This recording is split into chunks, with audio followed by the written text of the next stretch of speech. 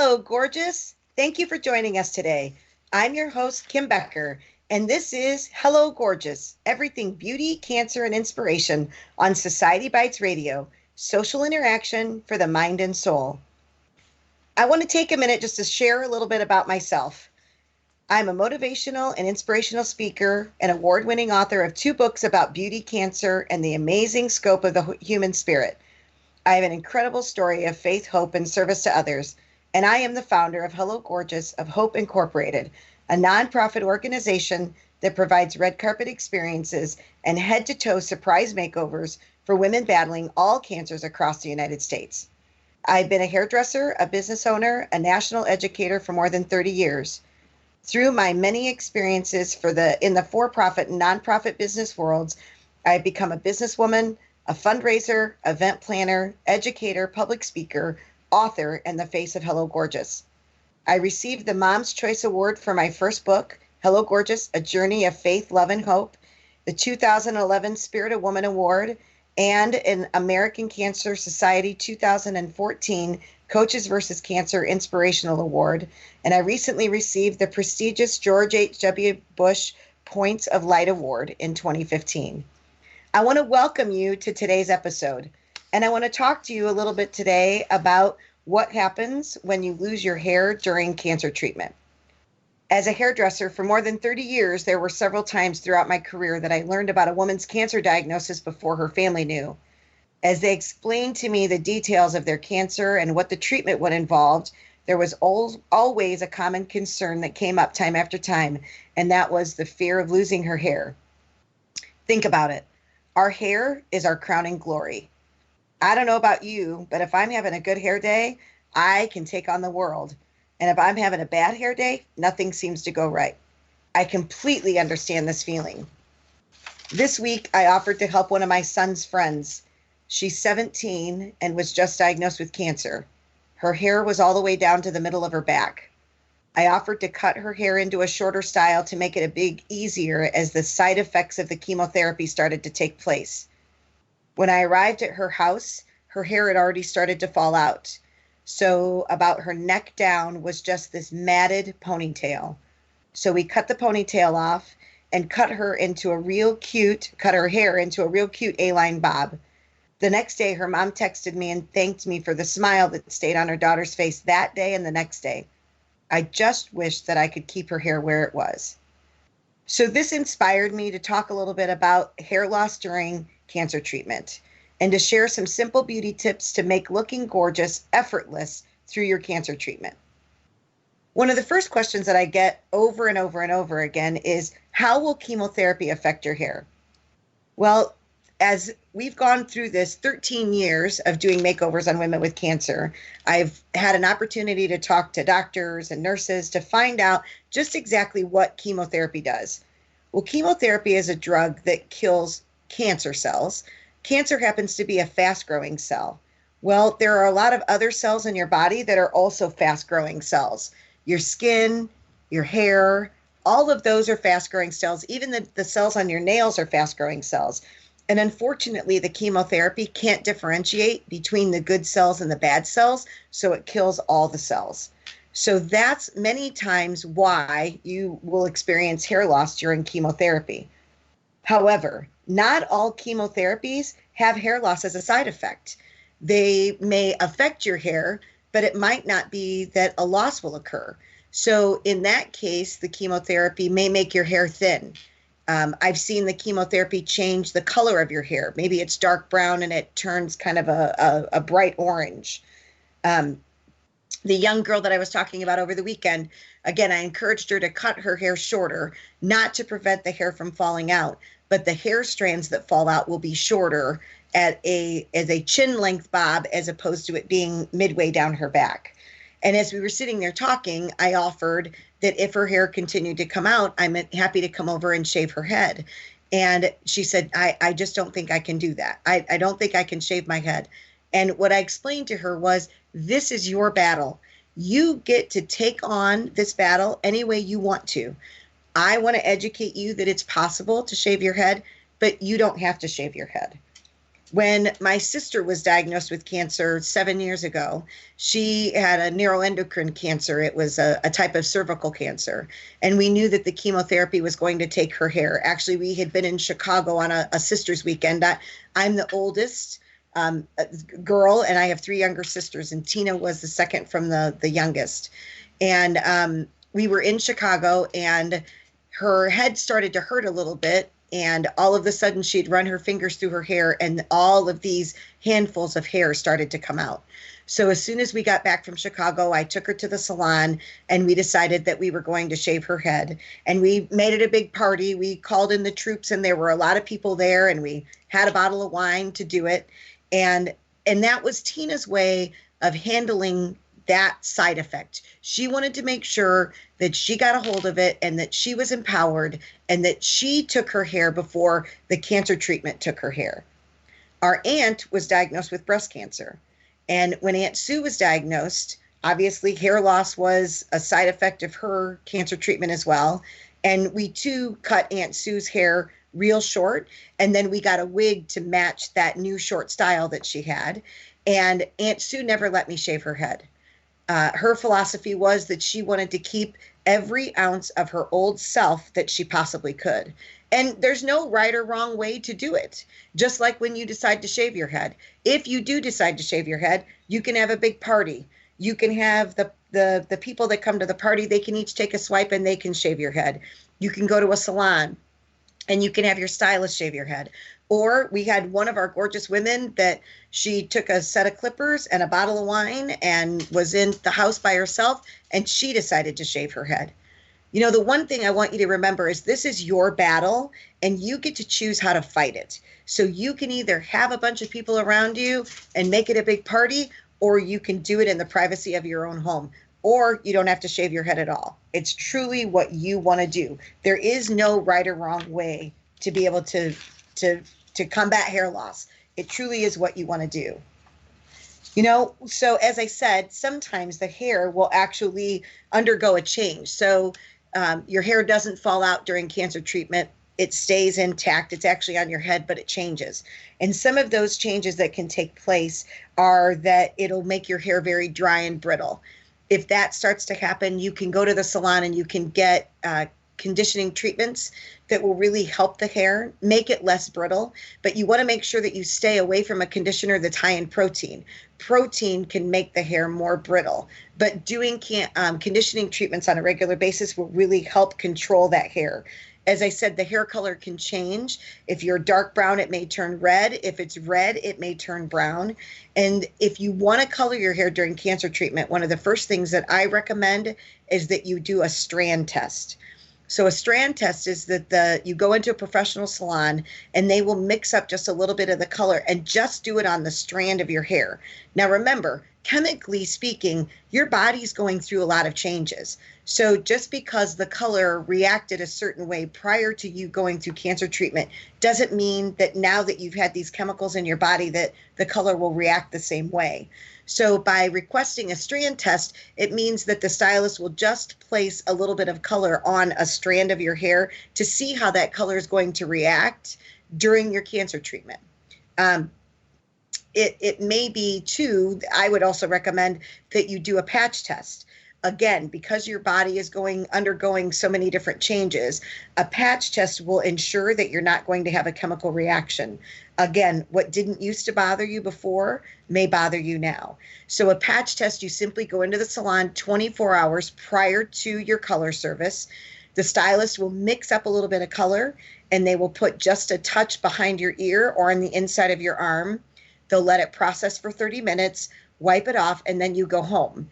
You come in 24 hours later and the stylist will check those 2 application spots to make sure that nothing happened, that you don't have, a red rash or that you didn't have a problem with that color.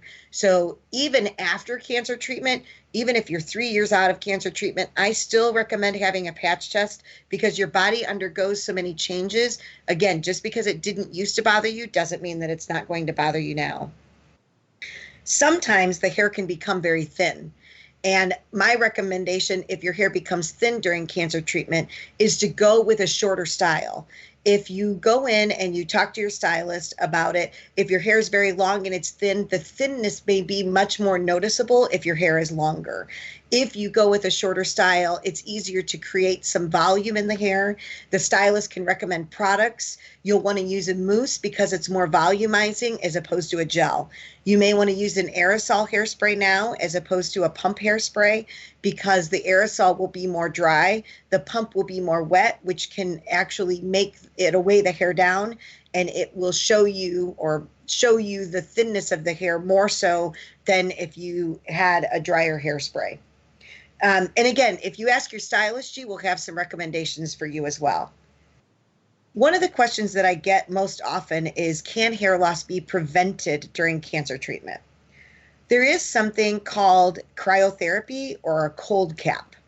Now, this cap is set at about 37 degrees Fahrenheit, and you would wear this cap 30 to 60 minutes prior to you getting your chemotherapy treatment, and then you can wear it up to an hour after your chemotherapy treatment. And what this does is it constricts the blood vessels in your scalp and your hair, and then the medicine doesn't go all the way to that area. So because of that, then the side effects for hair loss seem to be less. Now, there are a couple different schools of thought about this. It can prevent hair loss during cancer treatment. But I read a study that Mayo Clinic did, and one of their concerns is a recurrence. That if the medicine doesn't get where it needs to get, is it killing all of the cancer cells? The other thing that women have told me that have used a cold cap during their cancer treatment is obviously you are cold, and chemotherapy drugs by nature can make you cold. I noticed that they've got like heated blankets and even just regular blankets up in the infusion lab. So having that cold cap on your head can make you cold. And also I've heard that it can give you a headache. But it's something to discuss with your doctor. There are some cancer treatments, they actually use cryotherapy or a cold cap as part of the cancer treatment. So ask your doctor about it. My job is just to educate you as to the options that are out there. I did have a client years ago when I first started as a hairdresser who came in. She was diagnosed with breast cancer, and I had read an article, and they didn't have the cold caps back then. So my suggestion was that she just sit in the chemo room with a bag of ice on her head. Now, we got a wig just in case it didn't work, which I'm grateful that we did. And she said, people looked at her and kind of snickered, but she was willing to do whatever she needed to do to try and save her hair. Well, I believe that because it didn't go all the way around the head, it was just on the top of the head, we failed at our attempt to keep her hair. And I was grateful that we did have the wig for her. But interesting how I had read that article. That was probably 25 years ago. And now they actually have these cold caps are available for you if you want to try and keep your hair. Another question that I get asked a lot is, how do you know when hair loss will begin, and when, kind of time-wise, from the start of your treatment, what does it look like when your hair may start to fall out? Hair loss seems to begin about 7 to 14 days after your first chemotherapy treatment, maybe even up to 2 weeks. So you'll start to notice it. Your scalp will be painful, kind of like a sunburn. It'll be painful to the touch, and that's a sign to you that hair loss may begin. The other feeling that has been described to me is if you've ever had a very long ponytail, and at the end of the day, you take that ponytail down and you get that tingly sort of sensation that's on your scalp and on your hair. That's what that will feel like when your hair starts to fall out. Again, the rule is 7 to 14 days after chemotherapy has started. But it can be a little sooner. It can be a little later. That's just pretty much the range of what people have told me that starts. When can you expect your hair to grow back? So you've gone through your treatment, you finished your chemotherapy. If your radiation isn't done on your head due to a brain tumor, your hair will start to grow back. It takes about 7 to 10 days for the chemotherapy to leave your system after your last treatment. So after that 7 to 10 day window, your hair actually starts to grow. But you have to understand that your hair only grows about a half an inch a month. So it may be 6 to 8 weeks before you even see signs of growth. Once you see signs of growth, my suggestion would be get to your hairdresser. Let her work her magic on it. She's been the person that supports you all along. She can take a look at your hair, and she doesn't necessarily have to remove a lot of hair, but if she can give you a cut that makes your hair look deliberate, what you'll find is when your hair starts to grow back in, it's very fuzzy. And you may find that it grows back in differently. So if your hair was dark before cancer treatment, it may grow back in salt and pepper now. If your hair was straight, it may grow back in curly. If your hair was curly, it may be straight. If it was fine, it might be thick. If your hair was coarse, it might be fine. So if you go into your hairdresser, she can make suggestions to you on how to shape your head or how to shape your hair to look best on your head with what little hair you have. But also she can make it look more deliberate. She can make it look like a style. We had a young gal that we did a makeover on. And I always tell the story that we kidnapped her out of a restaurant. And poor thing, when we kidnapped her, she had the biggest Loretta Lynn wig that I had ever seen. The wig looked like it was about twice the size of her. And we got her into the mobile day spa and we took her wig off, and she had about 4 inches of hair on her head that had grown back after her cancer treatment. But she didn't realize, the saying goes, you don't know what you don't know. So she didn't realize that she had enough hair to do anything with. We were able to color her hair. We were able to trim it and put it into a real cute style. We had gotten some little barrettes that we could put in for something decorative to make her feel more girly. And I remember her story was that she was very young. She was 24, and she had 2 children, ages 4 and 2. She had a very aggressive form of breast cancer. And she had 24 hours to make a decision as to whether to have a mastectomy or not. And during all of this, her husband at the time decided that it was too much for him, so he left. And she was there to deal with these, take care of her children and take care of herself and go through cancer treatment and do all of that on her own. And so I remember we took her wig off, did this great cut and color on her, had a new outfit for her, and then we had planned a big reveal party for her afterwards and gathered all of her family and friends so that she had people that loved her that she could show off her new look to. And I remember my late husband was escorting her back into the party where all of her family and friends were. And she looked at him and smiled, and he said to her, "How do you feel?" And she said, "I just wish my ex-husband could see me now." And I thought, there's power in getting a haircut. There's power in making your hair look deliberate. There's power in owning your hair where it is right now. It may not be what it used to be. It may be shorter than it was prior to cancer treatment. It may be a different color than what it was.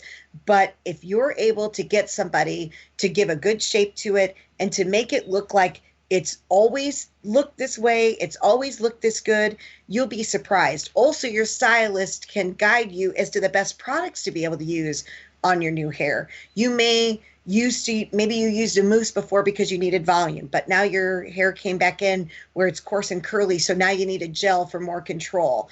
After you blow dry your hair, there are waxes and pomades that can give that style more of a current look, more of a modern look, as opposed to it looking like your hair is just growing back after cancer treatment. So I want to make sure that you understand that there are things that you can do to make sure that you look your best self now, especially once your hair grows back in. And you have to understand too that your hair will grow back in.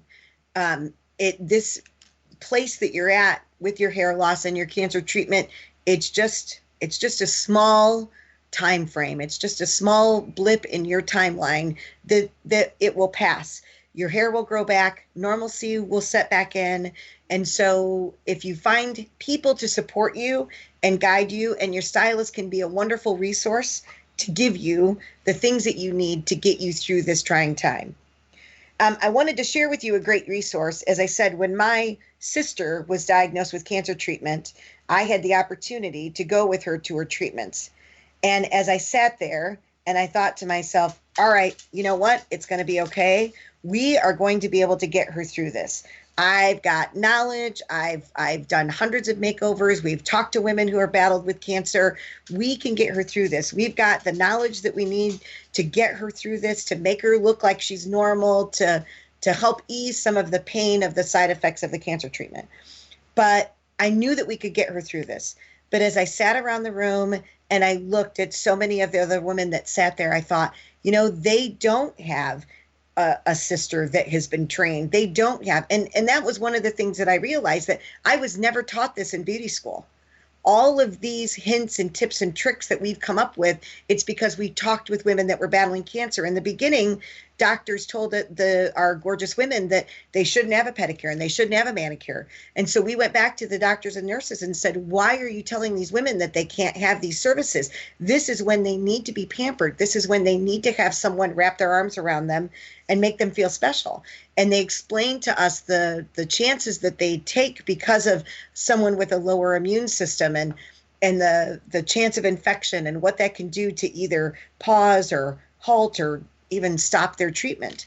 And so through the Hello Gorgeous program, we went through and we combated a lot of the concerns that the doctors had by using disposable foot baths, using disposable manicure bowls, using sponges and cotton balls to apply makeup as opposed to brushes that couldn't be sanitized.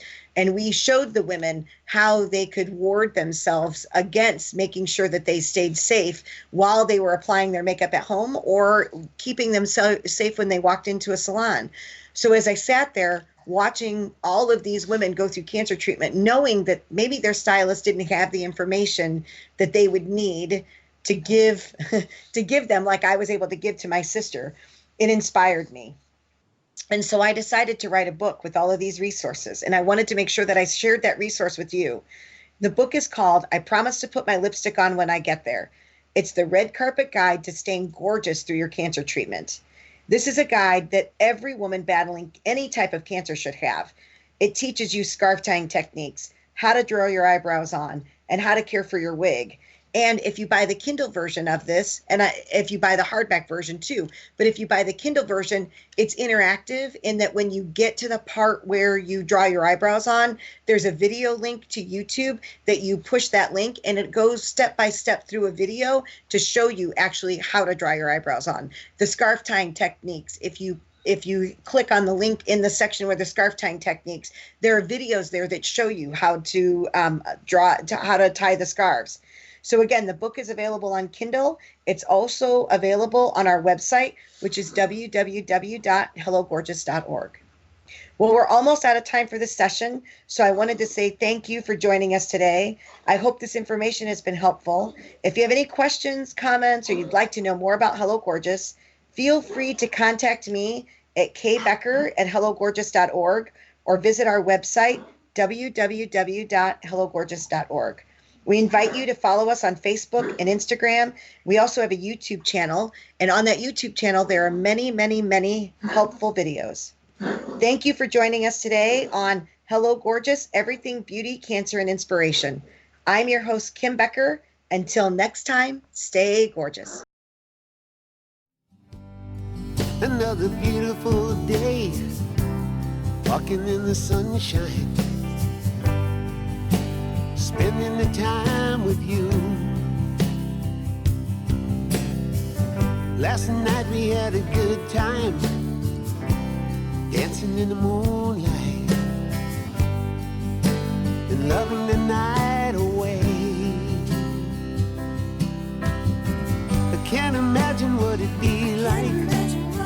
I can't imagine what it'd be like. I can't imagine what it'd be like without you. I can't imagine that.